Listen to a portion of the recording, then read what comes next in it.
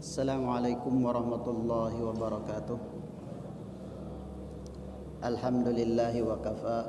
Wassalatu wassalamu ala nabiyil mustafa wa ala alihi wa ashabihi ahli sidqi wal wafa. Qala ta'ala ya ayyuhalladzina amanu taqullaha haqqa tuqatih wa la tamutunna illa wa antum muslimun. Allahumma la sahla illa ma ja'altahu sahla wa anta taj'alul hazna idza syi'ta sahla. Allahumma salli wa sallim wa barik ala nabiyyina Muhammad ibn Abdillah wa ala alihi wa ashabihi wa man tabi'ahum bi ihsanin ila yaumil qiyamah. Amma ba'd. Hadirin jemaah sekalian yang semoga senantiasa dirahmati Allah Subhanahu wa taala.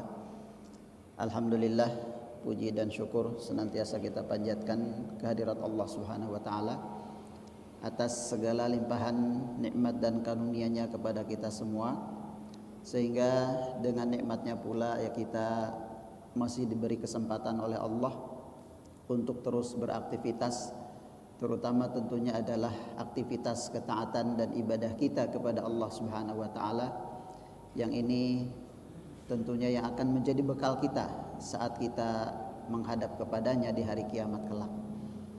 Kemudian salawat dan salam juga semoga tetap tercurah limpahkan kepada panutan kita, tauladan kita, Nabi kita Nabi Muhammad sallallahu alaihi wasallam, pada semua keluarganya, pengikutnya yang setia mengikuti dan syariatnya sampai hari kiamat nanti.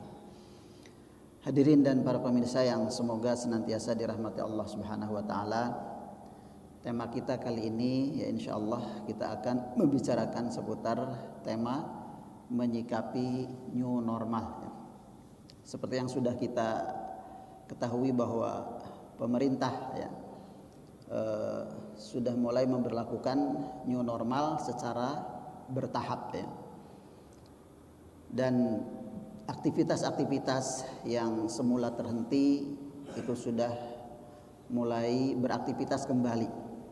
Baik itu masalah atau sektor ekonomi ya, aspek ekonomi, begitu pula rumah-rumah ibadah ya, yang sekitar 3 bulan ya atau 2 bulan lebih banyak rumah ibadah yang terhenti aktivitasnya, baik dari sholat jamaah, sholat Jumat, termasuk juga kegiatan-kegiatan yang lainnya. Dan setelah diberlakukan new normal, maka kemudian ya, sebagian tempat-tempat ibadah tersebut sudah dibolehkan untuk beraktivitas dengan prosedur yang sudah ditetapkan oleh pemerintah. Namun masih ada juga rumah-rumah ibadah yang belum boleh ya untuk melakukan kegiatannya dan aktivitasnya seperti biasa. Hadirin dan para pemirsa yang dirahmati Allah Subhanahu wa taala, perlu kita pahami bahwa new normal seperti yang sudah dijelaskan ya oleh para ahlinya, itu bukan back to normal gitu. New normal bukan berarti bahwa kita beraktivitas seperti biasa sebagaimana dalam keadaan normal, dalam keadaan tanpa pandemi seperti saat ini. Karena sebagian masyarakat ya ada yang memahami bahwa new normal itu berarti kembali normal seperti biasa, sehingga tidak ada prosedur yang dia jalankan ya. Tidak ada hal-hal yang membuat dia ragu dan kaku atau khawatir dan seterusnya, sehingga bebas melakukan aktivitas apapun, termasuk melakukan aktivitas di rumah ibadah. Maka tentunya ini keliru ya. Makanya di sebagian daerah seperti di Jawa Barat, new normal itu tidak diistilahkan new normal ya, karena memang sebagian masyarakat yang salah kaprah di dalam memahaminya, tapi mereka istilahkan dengan AKB ya, adaptasi kebiasaan baru, sehingga orang pun paham bahwa ini bukan normal seperti biasa gitu. Akan tetapi new normal di sini adalah jadi yang pertama adalah kita wajib bersyukur kepada Allah Subhanahu wa taala, terutama tentunya aktivitas-aktivitas rumah ibadah yang sudah dibolehkan untuk beraktivitas kembali. Rumah-rumah Allah yang boleh dibuka kembali dengan prosedur protokol kesehatan yang sangat besar dari Allah Subhanahu wa taala ya. Sekian lama masjid ditutup ya. sekian lama tidak ada aktivitas di rumah yang sangat besar. Karena ada ahabul bilad, itu berbahaya dan ini fakta gitu kan. Jadi tidak boleh kita meremehkan. Hanya karena kita merasa sehat dan jalani itu, maka kita akan dapat pahala dari Allah Subhanahu wa taala. Kalau kita sertakan niat di dalam hati.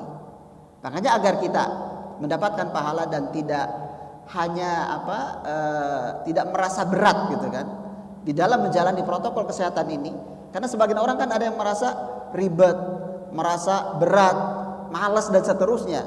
Ingat, pahala menanti kita. Jadi saat kita menjalani hal-hal seperti itu, cuci tangan, pakai masker, jaga jarak, maka insya Allah kita dapat pahala. Kalau kita hadirkan niat di dalam hati kita untuk mendapatkan pahala dari Allah Subhanahu wa taala. Seperti pakai masker gitu kan, itu banyak orang yang merasa ya nggak betah karena memang nggak nyaman, nggak biasa, nggak nyaman gitu kan. Ketika harus keluar rumah kita harus pakai masker, itu kan berat. Maka hadirkan niat di dalam hati untuk mendapatkan pahala dari Allah Subhanahu wa taala. Selama kita cuci tangan itu kan juga anjuran agama. Pakai masker, jaga jarak, tidak salaman dan seterusnya, itu ladang amal dan ladang pahala. Dan itu bagian dari ketaatan kita kepada Allah dan Rasulnya Sallallahu Alaihi Wasallam. Karena hadirin dan para pemirsa yang dirahmati Allah Subhanahu Wa Taala, Allah Subhanahu Wa Taala berfirman di dalam surah An-Nisa ayat 29. Di antaranya Allah berfirman, "Wala taqtulu anfusakum, innallaha kana bikum rahima." Dan jangan engkau membunuh diri kalian sendiri. Sesungguhnya Allah Maha Penyayang kepada kalian. Jadi Allah Maha sayang kepada kita semua. Allah melarang kita untuk membunuh diri kita sendiri.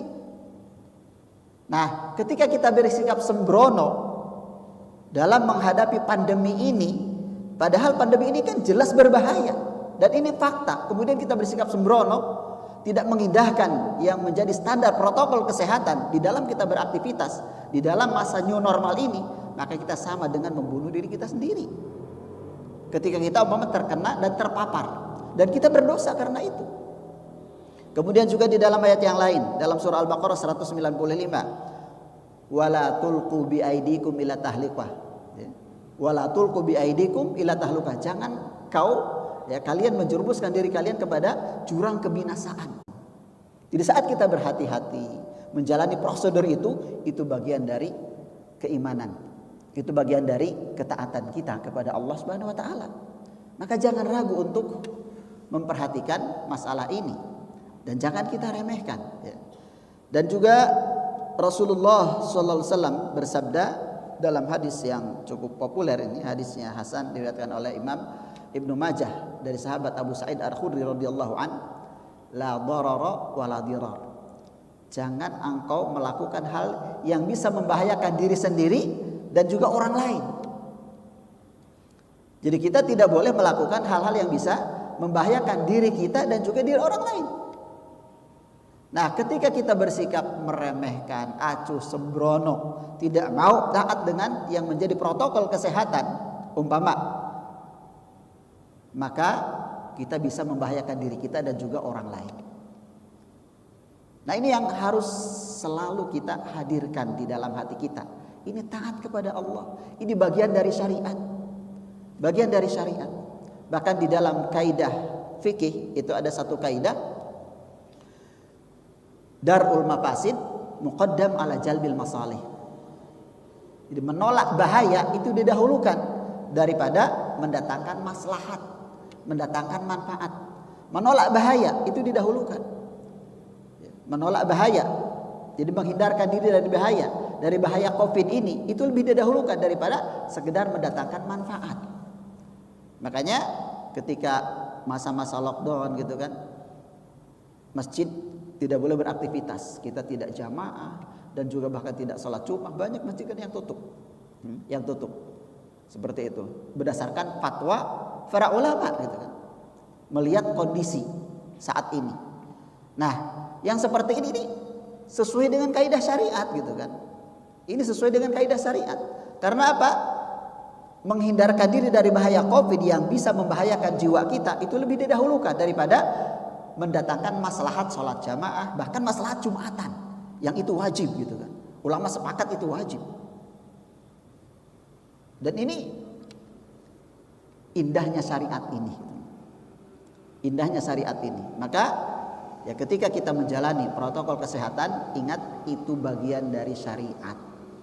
Bagian dari aturan Allah, bagian dari ketaatan kita kepada Allah dan Rasulnya. Kan kadang banyak orang yang merasa, wah ngapain ribet, toh saya sehat-sehat saja dan seterusnya. Ingat ketika Anda merasa sehat, ya, bisa jadi kan Anda ini sebagai OTG kan. Orang tanpa gejala itu kan yang paling banyak, maka 80%, OTG itu 80%. Ketika dia merasa sehat, ya alhamdulillah gitu kan. Tapi bisa jadi terpapar. Ketika dia terpapar, kemudian dia menularkan kepada orang lain, dia berdosa karenanya. Karena sikap sembrononya gitu. Tidak mau memperhatikan yang menjadi anjuran ahli kesehatan dalam hal ini. Maka ini jadi jangan ragu untuk menjalani ini, bahwa ini bagian dari agama kita.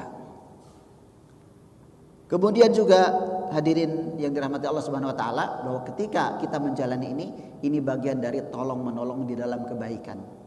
Allah berfirman dalam surah Al-Maidah, itu adalah bentuk sedekah kita. Sebagaimana sabda Nabi sallallahu alaihi wasallam ya. Di dalam sebuah hadis yang muttafaq alaih dari Abu Dzar Al-Ghifari radhiyallahu an, beliau bersabda,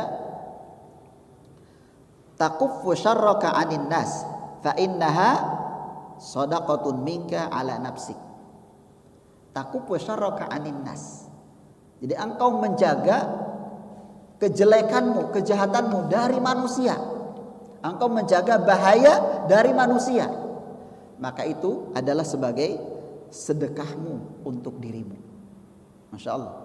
Jadi ketika kita menjaga keselamatan jiwa kita dan juga menghindarkan bahaya dari orang lain dengan menjalani protokol kesehatan, itu adalah bentuk sedekah kita untuk diri kita. Jadi sedekah ini tidak hanya dalam wujud harta, dalam wujud uang, rupiah, dolar, beras, sembako dan lain sebagainya gitu kan. Ternyata ini sedekah yang paling sederhana yang bisa kita lakukan setiap saat. Saat kita pakai masker, saat kita menjaga jarak gitu kan. Saat kita selalu cuci tangan dan seterusnya, itu bagian dari sedekah kita. Karena kita sudah menjaga diri kita, ya kejelekan dari diri kita dan juga dari orang lain. Jadi ini sangat luar biasa. Itu bernilai sedekah. Tapi tentunya ini yang paling penting ya, untuk selalu hadirkan niat kita di dalam hati kita ketika mau beraktivitas tersebut. Cuci tangan, pakai masker dan lain sebagainya gitu kan, agar itu semua mendatangkan pahala dari Allah. Berpahala sedekah setiap saat, coba setiap hari. Kalau kita sedekah, ya mungkin belum tentu tiap hari gitu kan. Tapi kita melaksanakan protokol kesehatan mesti tiap hari, apalagi yang beraktivitas keluar. Pegawai yang datang ke kantornya, guru yang datang ke sekolahnya umpama, yang datang ke masjid mau sholat dan seterusnya, yang sudah dibolehkan. Ini kan semua harus melalui prosedur yang sudah ditetapkan. Itu semua bernilai sedekah.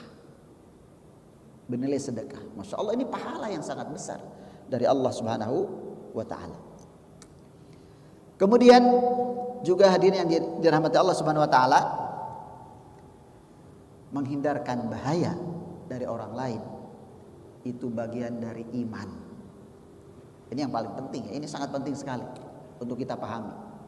Di saat kita menjaga diri kita dari bahaya, termasuk dari bahaya virus corona ini, apakah menjaga diri bahaya dari diri kita agar tidak terpapar dan juga dari orang lain agar kita tidak menularkannya, itu bagian dari iman. Jadi ini bukan hanya semata-mata urusan kesehatan atau himbauan pemerintah saja, ini bagian dari iman. Coba perhatikan salah satu sabda Nabi sallallahu alaihi wasallam yang populer yang diriwayatkan oleh Imam Muslim rahimahullahu taala, al-imanu bid'un wa sab'un au bid'un wa sittuna syu'bah. A'laha qaulu la ilaha illallah wa adnaha imatatul adza 'anit thariq. Iman itu kata Nabi sallallahu alaihi wasallam ada 70 sekian cabang atau 60 sekian cabang. Yang paling tinggi adalah ucapan la ilaha illallah. Dan yang paling rendah menyingkirkan gangguan dari jalan. Menghilangkan gangguan dari jalan. Coba. Jadi menghilangkan gangguan dari jalan itu bagian dari iman. Bagian dari iman. Coba. Menghilangkan gangguan dari jalan.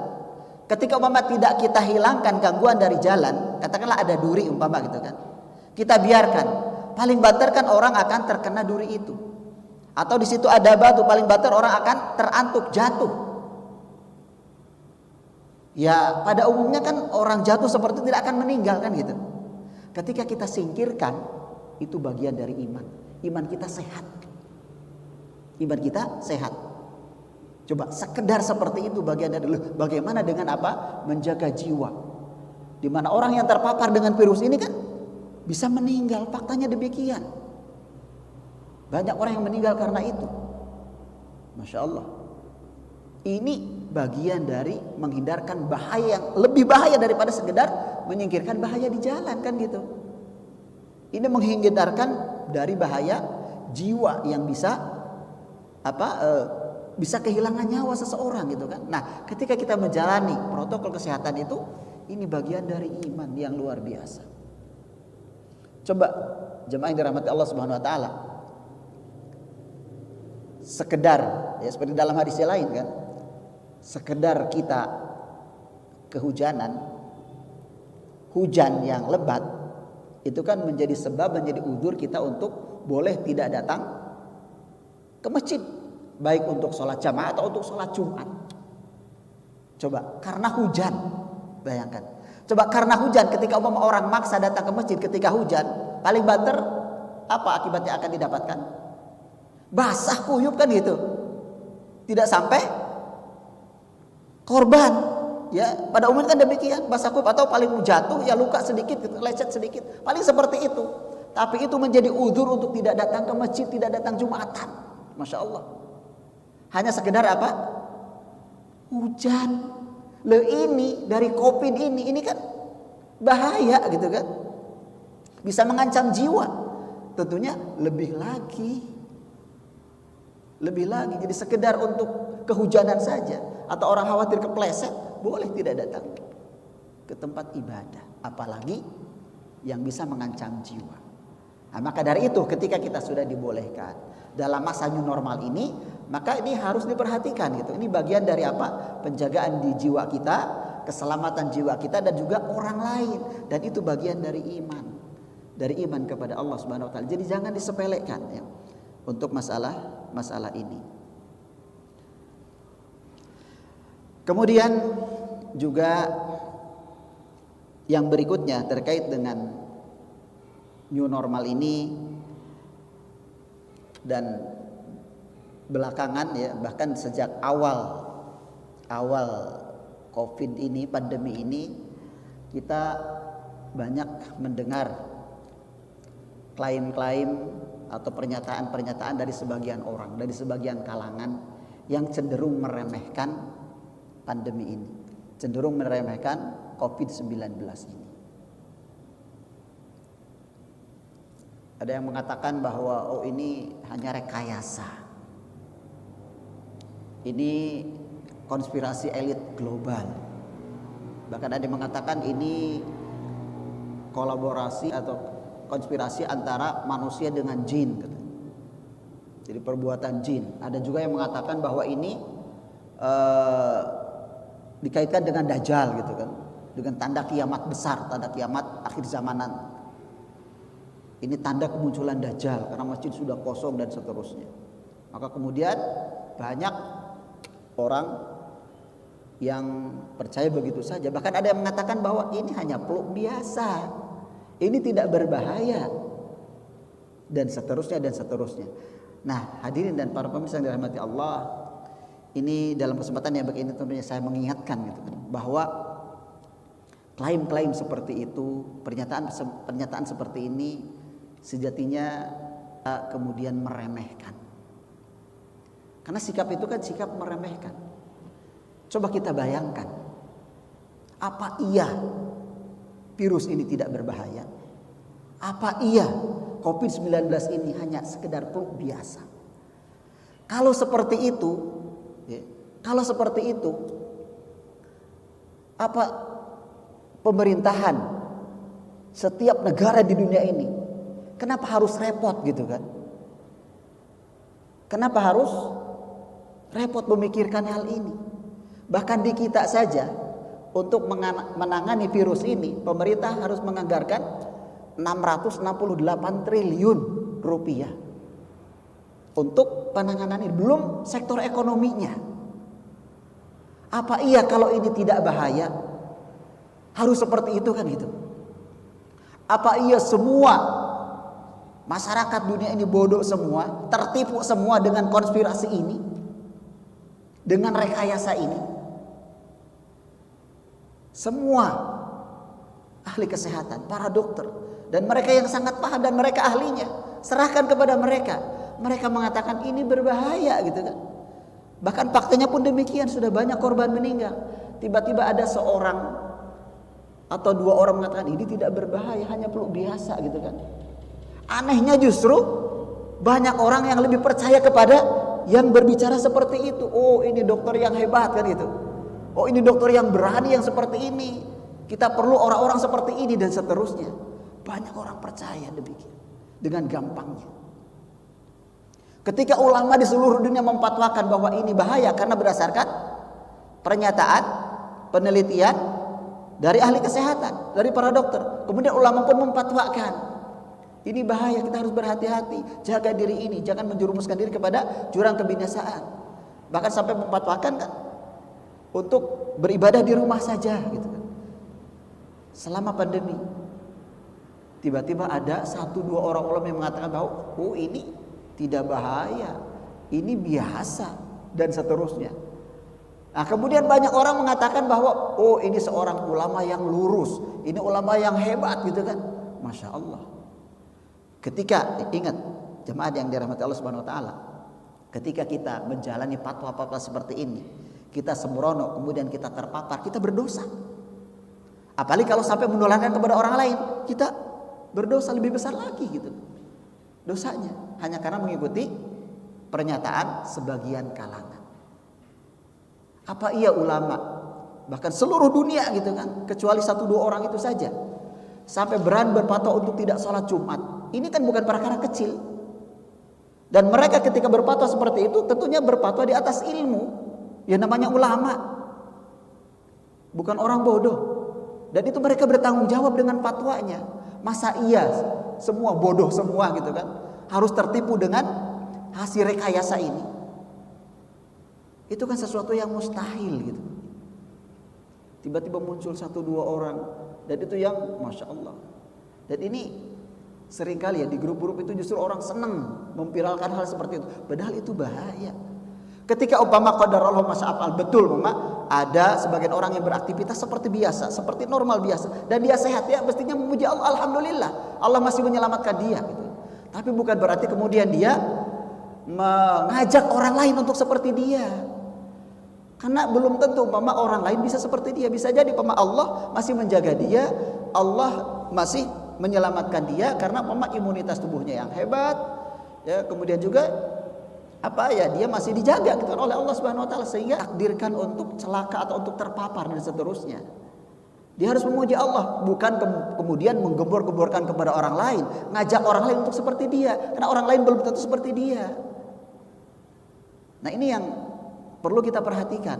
Belakangan ini kan muncul hal-hal yang seperti itu, seakan-akan ngajak orang untuk tidak taat dengan protokol kesehatan, anggap bahwa pandemi ini biasa, tidak bahaya, hanya karena 1-2 narasumber yang berbicara itu. Padahal masa yang lain bodoh semua kan gitu. Itu tidak mungkin, jamaah yang dirahmati Allah Subhanahu Wa Taala. Jadi ini sikap kita yang harus selalu kita tanamkan. Ini berbahaya gitu kan. Ini berbahaya. Seperti halnya umpama ketika terjadi katakanlah banjir gitu kan, ada banjir bandang. Sudah banyak korban, banyak orang ngungsi, kemudian ada 1-2 orang yang selamat. Apakah kemudian benar orang yang selamat ini mengatakan, udah kamu diam saja, saya aja kok selamat, apa gitu. Padahal sudah banyak korban. Atau ketika terjadi gempa, sudah banyak rumah yang roboh, banyak orang yang jadi korban. Yang lain pada keluar rumah, pada ngungsi. Kemudian ada 1-2 orang yang selamat, dia jadi dalil, lu saya aja selamat, udah kamu nggak usah keluar rumah. Apa iya seperti itu? Begitu pula saat terjadi letusan Gunung Merapi kan, beberapa tahun yang lalu. Ketika ada seorang juru kunci yang tetap berada di tempat gitu kan. Tetap berada di tempat karena ini tidak bahaya, karena dia sudah akrab, sudah kenal dengan penguasa gunung itu dan seterusnya gitu kan. Awal-awal letusan kan masih selamat gitu kan. Alhamdulillah gitu, Allah masih menyelamatkannya. Yang pada akhirnya juga harus menjadi korban. Apa kemudian dia jadi dalil? Mbah aja itu selamat gitu, udah kamu gak usah pergi dan seterusnya. Ini kan ibaratnya seperti itu. Ibaratnya seperti itu. Maka ya kita harus berhati-hati. Ketika orang yang diselamatkan oleh Allah, padahal dia masih beraktivitas seperti biasa, pujilah Allah, Allah masih menyelamatkannya. Tapi ingat, jangan bawa-bawa orang lain agar seperti dia. Dan ini yang kesannya selama ini kan seperti itu. Ketika seluruh orang di dunia ini mengatakan ini bahaya, harus berhati-hati. Ketika pun harus beraktivitas, sudah diberlakukan new normal, harus mematuhi prosedur yang menjadi standar kesehatan. Banyak orang yang mengabaikan. Bisa jadi dia sehat, Allah selamatkan dia, Allah jaga dia. Tapi ingat, orang lain belum tentu seperti dia. Karena memang ini bahaya gitu kan.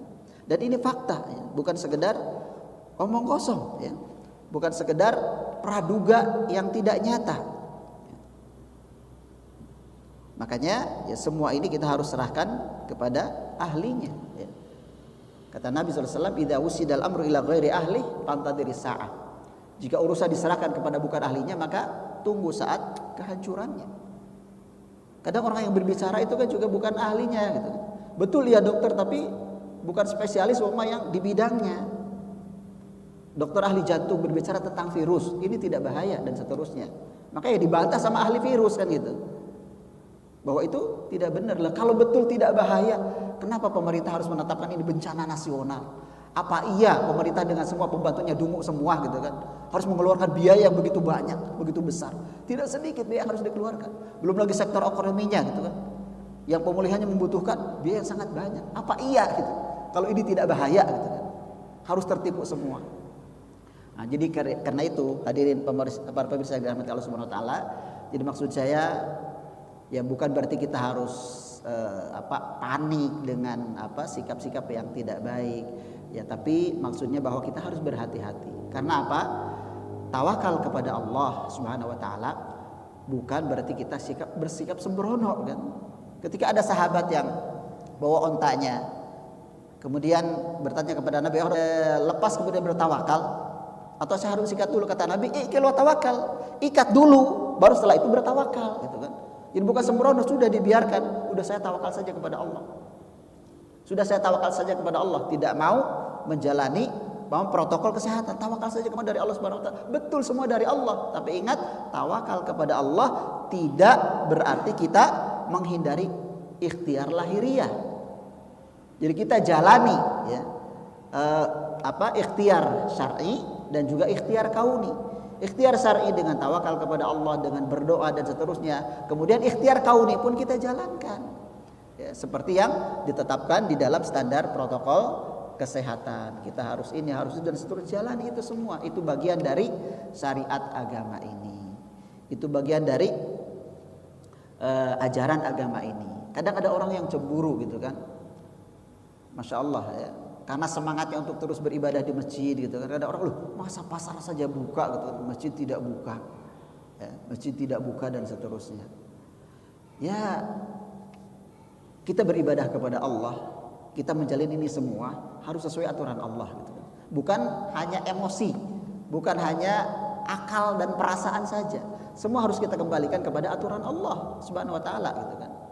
Terkait masalah itu, bahwa kalau untuk masalah ibadah kan, pertama karena memang masa pandemi ini ya para ulama memfatwakan boleh untuk di rumah. Ibadah kan masih bisa di rumah gitu kan. Sementara urusan perut apa masih bisa di rumah? Kalau bisa di rumah ya tetap di rumah kan gitu. Urusan perut nggak bisa di rumah terus kan gitu. Di rumah terus. Kenapa tidak cemburu juga dengan orang yang terpapar gitu kan? Ketika mereka seperti itu, ya itu bukan kesalahan Anda kan gitu. Itu kesalahan mereka. Nah, maka dari itu yang harus kita pahami dengan baik ya.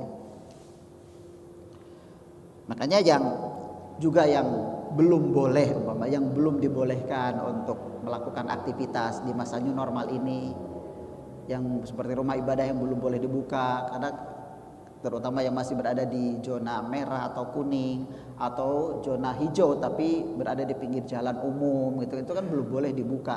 Nah, tidak usah ngebet gitu kan, apalagi harus kucing-kucingan untuk membukanya. Apa sih yang diinginkan dengan kita ibadah di masjid?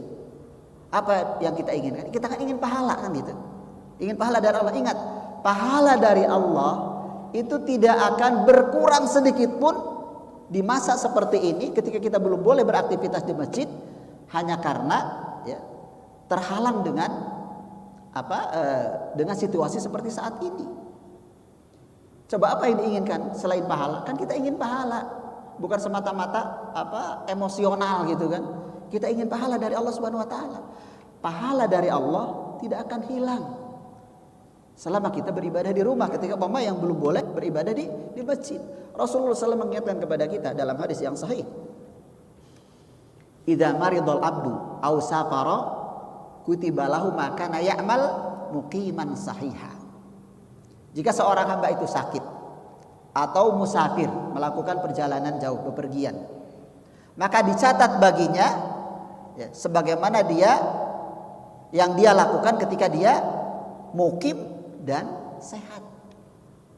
Jadi ketika seperti waktu normal, dia selalu beribadah, selalu sholat Jumat di masjid, beribadah di masjid, berjamaah di masjid, ketika normal. Nah, ketika masa seperti ini belum boleh untuk di masjid, kita sholat di rumah, beribadah di rumah, kita tidak akan kehilangan pahala. Insya Allah Allah catat pahala bagi kita, catat pahala bagi kita dengan sempurna, dengan izin Allah Subhanahu Wa Taala. Ya, inilah indahnya syariat ini, inilah kehebatan, ya, keunikan syariat ini dari Allah Subhanahu wa taala. Maka sekali lagi yang belum boleh ya, karena masih dinyatakan sebagai zona kuning atau zona merah, maka ya tidak perlu ngebet gitu kan, apalagi sampai kucing-kucingan. Kucing-kucing banyak kan masjid-masjid yang kucing-kucingan. Maunya apa gitu kan? Kalau mau pahala insya Allah tidak akan hilang. Tidak akan hilang hanya karena kita masih sholat di rumah. Hadirin para pemirsa yang dirahmati Allah Subhanahu wa taala, mungkin ini barangkali yang bisa disampaikan dalam kesempatan yang baik ini. Jadi pesan saya dalam menyikapi new normal ini, ingat, new normal bukan berarti kita hidup normal seperti biasa di masa pandemi ini, tapi ini kita beraktivitas seperti biasa dengan menjalani prosedur kesehatan, protokol kesehatan, jaga jarak, cuci tangan, selalu pakai masker dan seterusnya. Nah, ini yang harus kita perhatikan, dan juga landasi itu semua dengan niat lillahi ta'ala, karena itu ladang amal dan ladang pahala dari Allah Subhanahu wa taala. Kemudian kita jangan terpengaruh ya dengan klaim-klaim sebagian kalangan, ya, pernyataan-pernyataan sebagian kalangan yang cenderung meremehkan ini, karena akibatnya ini bahaya. Kita bisa berdosa akibat kita meremehkan hal seperti ini. Mungkin ini barangkali yang bisa disampaikan. Kurang lebihnya mohon maaf. Subhanakallahumma bihamdik, asyhadu an la ilaha illa anta, astaghfiruka wa atubu ilaik. Assalamualaikum warahmatullahi